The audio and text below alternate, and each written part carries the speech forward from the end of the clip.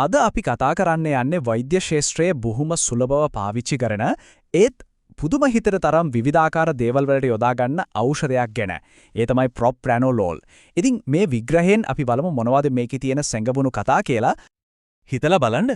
වේදිකාවක කතා කරන්න බය හිතෙන එකටයි අධි රුධිර පීඩනයටයි ඉරුවරදයටයි මොකද තිර සම්බන්ධය? බැලු බැලමට නම් කිසිම සම්බන්ධයක් නෑ වගේ නේද? ඒත් මේ එකිනෙකට හාත්පසින්ම වෙනස් තත්ත්ව තුනම පාලනය කරන්න පුළුවන් එකම ඖෂධීය යතුරක් තියෙනවා. අන්න ඒක තමයි ප්‍රොප්‍රැනෝලෝල් වල තියෙන පුදුම හිතෙන බලය. හොඳයි එහෙනම් මේ තරම් විවිධ හැකියාවන් තියෙන ඖෂධය ඇත්තටම මොකක්ද? අපි මුලින්ම ඒක හරියටම අඳුනගමු. හරි ප්‍රොප්‍රැනෝලෝල් අයිති වෙන්නේ බීටා බ්ලොකර්ස් කියන ඖෂධ පවුලට. සරලවම හිතන්න අපේ සෛලවලට පණිවිඩ ඇතුල් වෙන දොරවල් වගේ දෙයක් තියෙනවා. ඒවට කියනවා ප්‍රතිග්‍රාහක කියලා. ඉතින් ප්‍රොප්‍රැනෝලෝල් කරන්නේ බීටා 1 සහ බීටා 2 කියන විශේෂිත දොරවල් දෙකම වහලා දාන එක. ඒ කියන්නේ සමහර පණිවිඩ වලට ඇතුළට එන්න බෑ. ඉතින් ඔය විදිහට දොරවල් වැහුවම ශරීරය ඇතුලේ ඇත්තටම මොකද වෙන්නේ? අපි බලමු මේ ක්‍රියාවලිය කොයි වගේද කියලා. මේක මෙහෙම හිතන්නකෝ. ප්‍රොප්‍රැනෝලෝල් කියන්නේ හරියට අපේ ශරීරයේ ඉන්න ට්‍රැෆික් පොලිස් කෙනෙක් වගේ. අපි බය වුණාම, කලබල වුණාම ශරීරය පුරා වේගයෙන් දුවන ඇඩ්‍රිනලින් කියන වාහනවලට හරි ටිකක් හිමින් කියලා වේගය පාලනය කරනවා. අන්න ඒ වගේ දෙයක් තමයි වෙන්නේ.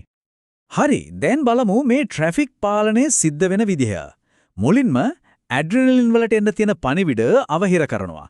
එතකොට මොකද වෙන්නේ? හදවතේ වේගය අඩු වෙනවා. අර කලබල වෙලාවට දැනෙන වේගවත් ගැස්ම සංසුන් වෙනවා. ඒ විතරක් නෙමෙයි රුධිර නාලවල තියෙන පීඩනයත් අඩු වෙනවා. ඉතින් මේ හැමදේම එකට වුණාම මුළු ශරීරයම සංසුන් රිලැක්ස් තත්යකටපත් වෙනවා. බෙහෙත ගත්තට පස්සේ ශරීරය ඇතුළේ වෙන දේත් හරිම රසවත්. බලන්න අපි ගන්න මාත්‍රාවෙන් වැඩි හරියක්, ඒ කියන්නේ 4න් 3ක්ම වගේ අක්මාවෙන් පෙරලා ඉවත් කරනවා. ඉතින් ඇත්තටම වැඩේට සම්බන්ධ වෙන්නේ 25ක් විතර පොඩි ප්‍රමාණයක්. ඒත් ඒ පොඩි ප්‍රමාණය ඇති පැයක් දෙකක් ඇතුළත උපරිම බලපෑමක් ඇති කරන්න.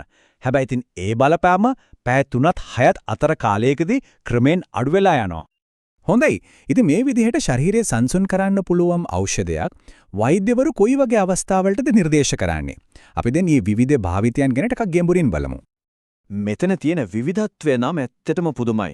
හිතන්නකෝ හදවතේ ගැටලු වලට දෙන බෙහෙතක්ම තමයි ඉරුවාරදයක ඉන්න දරුණු හිසරදයටත් සමහර වෙලාවට කාංසාව නිසා ඇතිවෙන අත්වැවිලීම පාලනය කරන්න චොදාගන්නේ. කොහොමද මේ වෙන්නේ? මොකද මේ හැම දෙයකම යටින් තියෙන්නේ එකම මූලික යාන්ත්‍රණයක්. ඒ තමයි අර අපි කලින් කතා කරපු ඇඩ්‍රිනලින් පාලනය. මේ ප්‍රස්තාරයෙන් අපිට පැහැදිලිවම පේනවා ප්‍රොප්‍රැනෝලෝල් වැඩිපුරම යොදාගන්නේ මොකටද කියලා.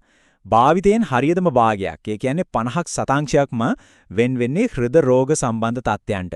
ඒත් බලන්න ඊළඟට ලොකුම කොටස, ඒ කියන්නේ 30ක් සතාංශයක් ස්නායු පද්ධතියේ ගැටලු, ඒ කියන්නේ ඉරුවාර්ධය, වෙව්ලිම වගේ දේවල් වලටත් ඉතිරි 20ක් සතාංශයක් කාංසාව වගේ තත්ත්වයන්ටත් යොදා ගන්නවා. ඒ කියන්නේ මේක එක තැනකට සීමා වුණු ඖෂධයක් නෙවෙයි. මෙතනදී තේරුම් ගන්න ඕන වැදගත්ම කාරණය තමයි එකම බෙහෙත ඒත් විවිධ ලෙඩවලට විවිධ මාත්‍රාව. බලන්න අධිරුධිර පීඩනය වගේ තත්වයකට මිලිග්‍රෑම් 320ක් දක්වා ඉහළ මාත්‍රාවක් අවශ්‍ය වෙන්න පුළුවන්. ඒත් කාංසාව පාලනය කරන්න සමහර විට මිලිග්‍රෑම් 30ක් වගේ බොහොම අඩු මාත්‍රාවක් ප්‍රමාණවත්. ඉතින් වෛද්‍යවරුන් විශේෂයෙන්ම වයස්ගත අයට ප්‍රතිකාර පටන් ගනිද්දී මේ මාත්‍රාව ගැන ගොඩක් සැලකිලිමත් වෙනවා. හොඳයි. ඕනෑම ඖෂධයක් වගේම ප්‍රොප්‍රැනෝලෝල් වලත් හොඳ පැත්ත වගේම අපි අවධානය යොමු කරන්න ඕනේ පැත්තකුත් තියෙනවා. ඒ තමයි අවදානම් සහ ඇතිවෙන්න පුළුවන් අතුරු ආබාධ. ඉතින් ආරක්ෂාවට ඒ ගැන දැනුවත් වෙලා ඉන්න එක අනිවාර්යයෙන්ම වැදගත්.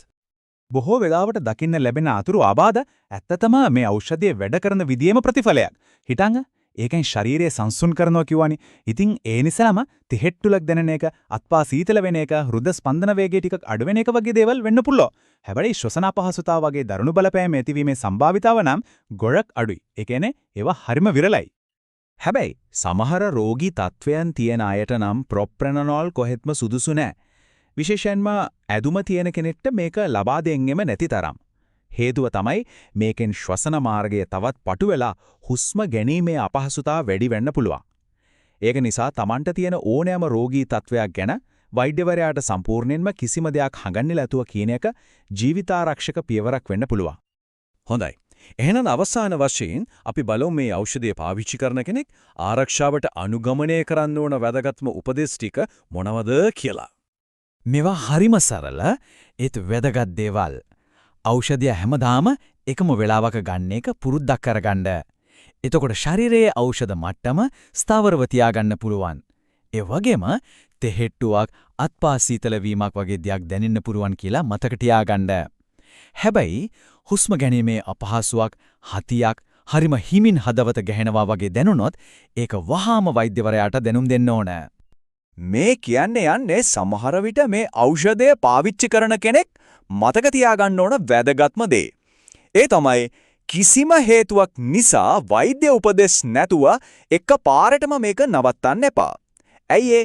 එහෙම කළොත් ශරීරය එකපාරටම ප්‍රතික්‍රියා කරලා මෙච්චර කාල පාලනය කරලා තිබ්බ රුධිර පීඩනය හරි රුධ ස්පන්දනය හරි අනතුරුදායක විදියට එකපාරටම ඉහළ යන්න පුළුවන්. ඒක නිසා මේක හරිම වැදගත්. දියවැඩියාව තියන අයටත් විශේෂයෙන් මතක තියාගන්න ඕන දෙයක් තියෙනවා. සාමාන්‍යයෙන් රුධිරයේ සීනි මට්ටම භයානක විදියට අඩු වුණාම ශරීරය අපිට සංඥා දෙනවා. වෙවලනවා, දහඩිය දානවා වගේ. හැබැයි ප්‍රොප්‍රෙනෝල් පාවිච්චි කරනකොට අන්නේ අනතුරු ඇඟිවීමේ සංඥා වැහිලා යන්න, ඒ කියන්නේ අපිට නොදැනී යන්න පුළුවන්. ඉතින් ඒක ටිකක් භයානකයි. මොකද හදිසි ප්‍රතිකාර අවශ්‍ය බව තේරුම් නොගෙන ඉන්න පුළුවන්. ඒ නිසා ඒ ගැනත් ගොඩක්ම විමසිල්ලෙන් ඉන්න ඕන. හිතන්න 1960 ගණන්වල හොයාගත්ත, ඒ කියන්නේ දශකයකටත් වඩා පරණ ඖෂධයක් අදටත් වෛද්‍ය විද්‍යාවේ මේ තරම් ප්‍රබල මෙවලමක් වෙලා තියෙනවද? ඒකේ කතාව තාම ඉවර නෑ.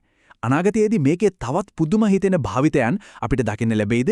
නැත්නම් අලුත් නවීන ඖෂධ මේකේ තැන